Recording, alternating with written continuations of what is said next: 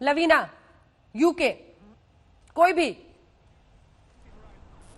जी देखिए, यूके और यूएस का खास जो रिश्ता है वो तो कायम करने की कोशिश की ही जाएगी, लेकिन बाइडेन के आने पर बोरिस जॉनसन जो यहाँ के प्रधानमंत्री हैं उनकी मुसीबतें बढ़ ज़रूर जाएंगी, क्योंकि बाइडेन एंटी ब्रेक्सिट रहे हैं। ब्रेक्सिट एक ऐसा ऐतिहासिक ट्विस्ट है यूके की ज़िंदगी में जो उसे बिल्कुल ही एक छोटा देश वापस बना देगा। एम्पायर अब एक छोटा सा देश होगा जो ट्रेड डील के लिए हर देश के पास जाने वाला है और जा रहा है। तो ट्रंप प्रो ब्रेक्सिट थे और वो बोरिस को पसंद भी करते थे, सबसे बड़ी बात। लेकिन उनके रहते रहते भी, ट्रंप के रहते रहते भी यूके यूएस में कोई डील नहीं हो पाई। फिर भी ये कहा जाता था कि हाँ, कम से कम वो डील करने के इच्छुक रहेंगे यूके से पहले। बाइडेन अगर आते हैं तो सबसे पहले वो रुख करेंगे बर्लिन की तरफ। दूसरा बहुत बड़ा मुद्दा आता है कि अगर हार्ड ब्रेक्सिट होता है, जो कि इस वक्त आसार हैं यूके में, तो फिर बाइडेन जो कि आयरिश डिसेंट के हैं और उनके जो प्रेडिसेसर थे बिल क्लिंटन, उन्होंने गुड फ्राइडे एग्रीमेंट में आयरिश जो प्रॉब्लम थी आर्य की उसको शांत करने में अपना खास रोल निभाया था। और ये बाइडेन भी चाहेंगे कि वो करे, और वो पहले भी कह चुके हैं कि आयरिश, अगर नॉर्दर्न आयरलैंड का जो मसला है ब्रेक्सिट में वो किस तरफ रुख करता है, उस पर ट्रेड डील बहुत निर्भर करेगी। तो एक कैरेट और उसका जो मामला है, ये जरूर ट्रेड डील को नेगोशिएशन के तौर पर बाइडेन जरूर इस्तेमाल करेंगे। तो ये हम कहेंगे कि बोरिस जॉनसन जो अभी कोविड से यहाँ जूझ रहे हैं, ब्रेक्सिट अगला आने वाला है, उसमें ट्रेड डील को लेकर यूएस कि में वो यूरोप से पीछे खड़े हो सकते हैं। यानी बाइडेन अगर आएंगे तो यकीनन किस तरह से ब्रेक्सिट होता है, हार्ड या सॉफ्ट या जो भी है, उस लिहाज से वो कतार के पीछे जा सकते हैं। तो मुश्किलात बढ़ेंगी अगर बाइडेन आते हैं। हालांकि ट्रंप के आने पर भी कुछ बहुत खास ट्रेड डील नहीं हो पाई थी, फिर भी ऐसा लगता था कि उनके साथ एक रिलेशनशिप बन गया था, वो बोरिस को पसंद करते थे। तो ये मुद्दा सबसे बड़ा होगा यूके के लिए। बिल्कुल। अब आपने लंदन से खड़े होकर पूरे बर्लिन से लेकर आयरलैंड हर जगह की बात समझा दी।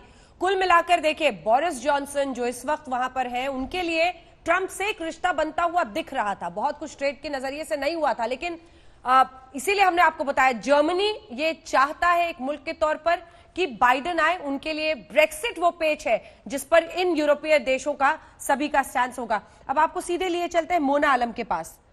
पाकिस्तान, ट्रंप ने तो बहुत मुश्किलें बढ़ा दी थी, बात बात पर कोसते रहते थे पाकिस्तान को। मोना, तो जाहिर तौर पर आपके लिए तो पसंद बाइडेन ही होंगे, आपके मुल्क के लिए।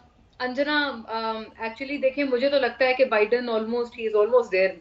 अब ये अलग बात है कि ये सारे स्विंग स्टेट्स तो खैर बाइडेन को फेवर कर रहे हैं और ये सारे अब लीगल अपने ऑप्शंस की तरफ चले गए हैं। तो let's see where this goes. America में ऐसा सब होना और ये रिगिंग की एलिगेशंस पहले से ही ट्रंप साहब ने लगानी शुरू कर दी थी। उन्होंने विक्ट्री भी डिक्लेयर कर दी थी long before counting had reached it's Midway. तो खैर ये बात अपनी जगह है, लेकिन देखिए, मैं बताऊं आपको, सिर्फ उस ट्वीट के ऊपर अगर ये इंप्रेशन लिया जाता है कि डोनाल्ड ट्रंप पाकिस्तानी एडमिनिस्ट्रेशन से अच्छे ताल्लुक नहीं रखता जो उन्होंने 2017 के शुरू में की थी, तो मुझे लगता है वो इंप्रेशन बिल्कुल गलत है, क्योंकि प्राइम मिनिस्टर इमरान खान की बड़ी अच्छी केमिस्ट्री है डोनाल्ड ट्रंप से। अभी जब वो गए थे तो बल्कि डोनाल्ड ट्रंप ने इवन कश्मीर के बारे में भी कहा था कि वो he would like to play a mediated role Kashmir के मामले पर। और बाइडेन की जहां तक बात है, वो प्रो मुस्लिम्स हैं, वो ह्यूमैनिटेरियन स्टांसेस पे अपना बड़ा एक स्ट्रॉन्ग अपना मौकफ रखते हैं, स्ट्रॉन्ग नैरेटिव अपना रखते हैं। डेमोक्रेट्स का जनरली भी इसी किस्म का होता है। बाइडेन हमेशा हमें पॉलिटिकली करेक्ट नजर आते हैं। एक काउंटर क्वेश्चन है, आप कह रहे हैं प्रो मुस्लिम्स नजर आते हैं, मतलब आपको अमेरिका जैसे मुल्क के राष्ट्रपति में भी एक मजहब के लिए प्रो सोच चाहिए, ये आपकी शर्त है किसी को पसंद और नापसंद करने के पीछे?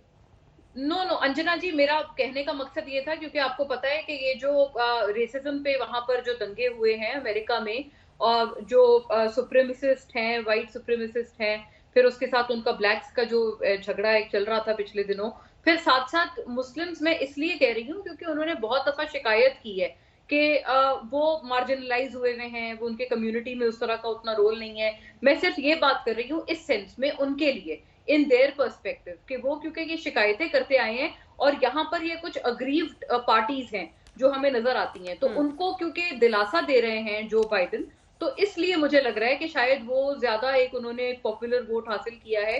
ऑल्दो ये कि जो पॉपुलिज्म की जो वेव थी, जो पॉपुलरिज्म की वेव थी, जो 16-17 में चली थी, उसने जितवाया था डोनाल्ड ट्रंप को, इसमें कोई शक नहीं है। और 16 से ज्यादा वोट पड़े हैं इस दफा डोनाल्ड ट्रंप को।